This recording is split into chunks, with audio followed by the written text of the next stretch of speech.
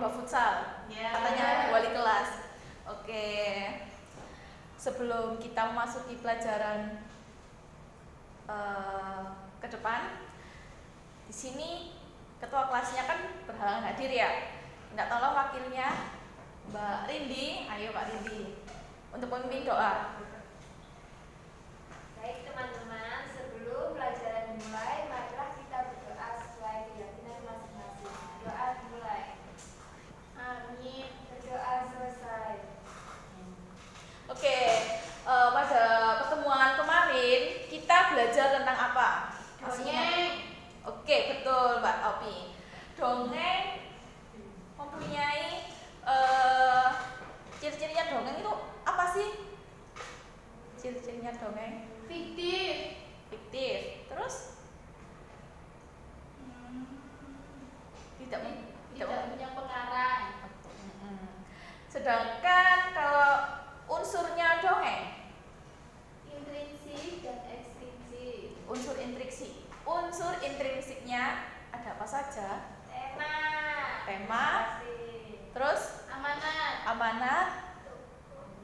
Tokoh. Latar. Penokohan. Amanat. Sudut pandang. Oke. Setelah kita mempelajari dongeng di minggu lalu, pada pertemuan kali ini kita akan mempelajari sebuah teks, di mana teks tersebut berisi tentang suatu fenomena, baik fenomena itu berupa fenomena alam dan juga fenomena sosial. Apa ya? Eksplanasi. Iya, betul. Hari ini kita akan belajar tentang teks eksplanasi.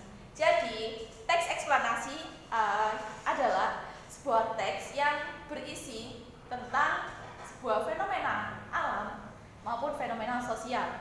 Fenomena alam contohnya seperti gunung meletus, lalu gempa bumi, banjir, tanah longsor, dan sebagainya. Sedangkan fenomena sosial seperti banyak kan di sekeliling kita, kenakalan remaja, kemiskinan, kebodohan, dan lain-lain. Oke.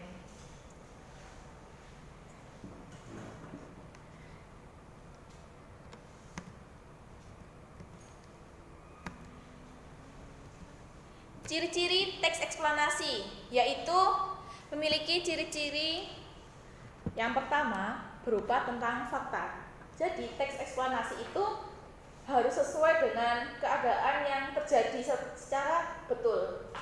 Apabila tidak secara fakta, maka tidak dapat dikatakan sebagai teks eksplanasi.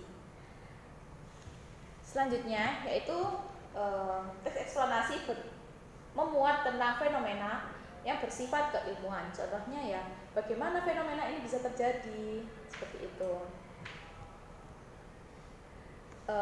Yang ketiga bersifat informatif, dan yang terakhir berisi tentang fenomena alam dan juga fenomena sosial. Selain pengertian, ciri, dan juga yaitu tentang struktur teks eksplanasi. Pada teks eksplanasi memiliki 3 struktur. Yang pertama yaitu berisi tentang pernyataan umum. Ada yang tahu pernyataan umum itu berisi apa? Pernyataan umum. Jadi pada struktur yang pertama, identifikasi fenomena atau pernyataan umum sama saja.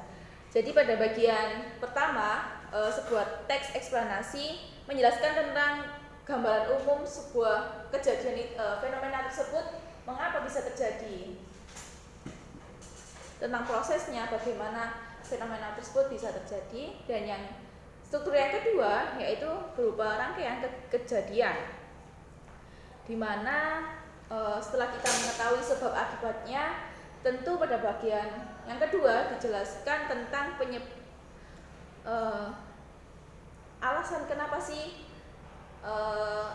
fenomena tersebut bisa terjadi, sama dengan pokoknya dari paragraf pertama dan kedua itu saling berkaitan. Dan yang ketiga yaitu interpretasi. Interpretasi dalam teks eksplanasi dapat dikatakan sebagai ulasan atau penarikan simpulan. Seperti itu.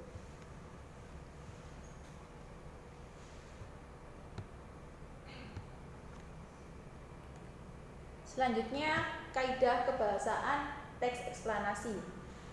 Teks eksplanasi memiliki kaidah kebahasaan 5. Yang pertama yaitu kalimat pasif. Yang kedua, mengandung konjungsi kursual dan waktu. Yang ketiga, memiliki istilah ilmiah. Keempat, kata kerja material dan rasional. Dan yang terakhir yaitu bersifat informatif. Sampai sini ada yang ditanyakan? Tidak. Setelah kita belajar tentang teks eksplanasi, tentu kan setelah belajar harus ada tujuannya. Kira-kira tujuan kita untuk mempelajari teks eksplanasi apa?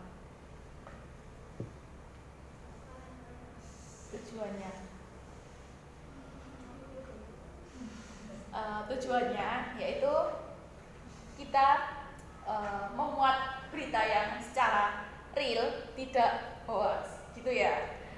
Harus sesuai dengan data. Oke. Jika tidak ada pertanyaan, di sini Ibu akan memberi tugas kalian. Ada 5, 1, 2, 3, 4, 5. Jadi ini milih random.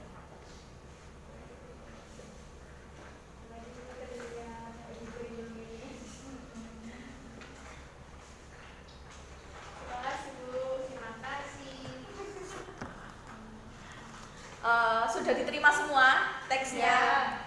Silahkan dikerjakan, tentukan struktur pada teks tersebut dan beri penjelasan. Oke. Ibu beri waktu berapa nih enaknya? 1 tahun. 1 tahun. Kamu nggak naik kelas dong, Mbak Iin. PR, Bu. Tenang aja. Habis ini ada PR. Oke, Ibu kasih waktu 10 menit.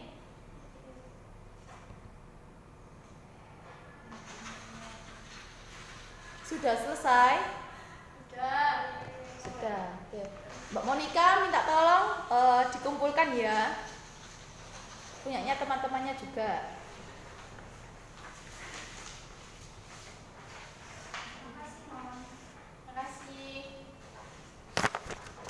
Oke, terima kasih. Kita telah belajar secara mandiri. Tentu Ibu memiliki tugas satu lagi, yaitu berupa tugas kelompok. Silahkan berhitung dari 1 sampai 2. Dari Mbak Opi dulu. 1, 2, 1. Oke. Sekarang yang 2 kumpul sama 2 dan 1 kumpul dengan 1.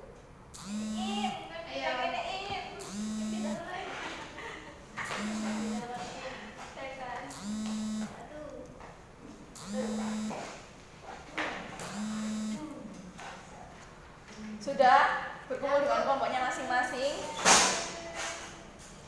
Di sini Ibu punya kertas.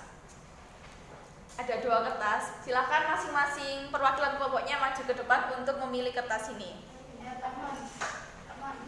Ayo.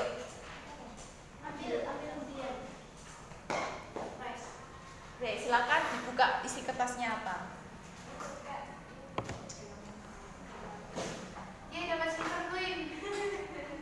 Mbak Iin dapat apa, Mbak Iin? Fenomena sosial. Fenomena sosial. Pokoknya Mbak Opi. Fenomena alam. Fenomena alam. Oke, sampai sini kira-kira tugasnya apa ya?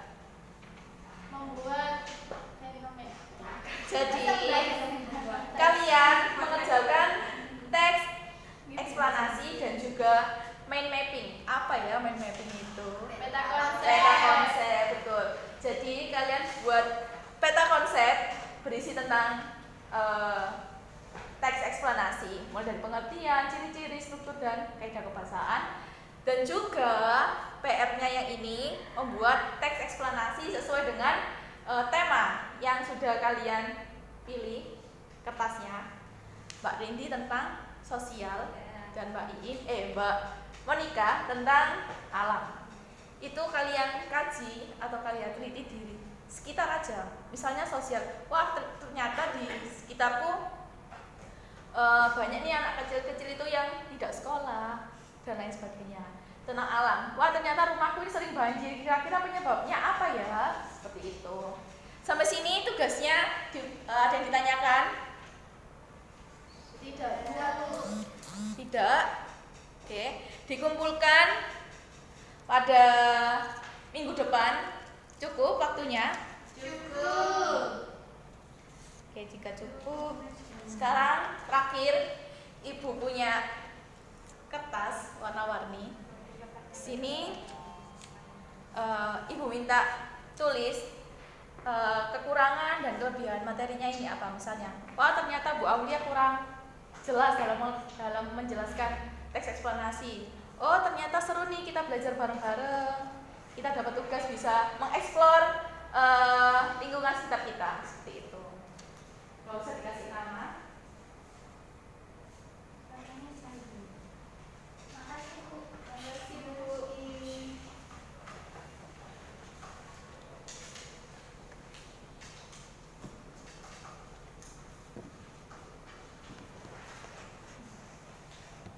Sudah ditulis. Oke, sekarang gantian Mbak Opi untuk mengumpulkan kertas-kertas temannya.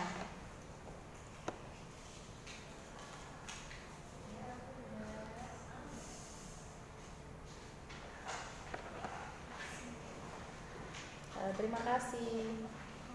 Kertas-kertas ini sebagai bahan evaluasi Ibu untuk pembelajaran ke depannya. Baik, jika tidak ada yang dipertanyakan lagi pada teks eksplanasi, sekian dari Ibu. Bila ada salah kata dan kurangnya, Ibu mohon maaf. Jangan lupa PR-nya dikerjakan dan saling membantu dengan temannya ya. Sekian dari Ibu. Wassalamualaikum warahmatullahi wabarakatuh. Waalaikumsalam.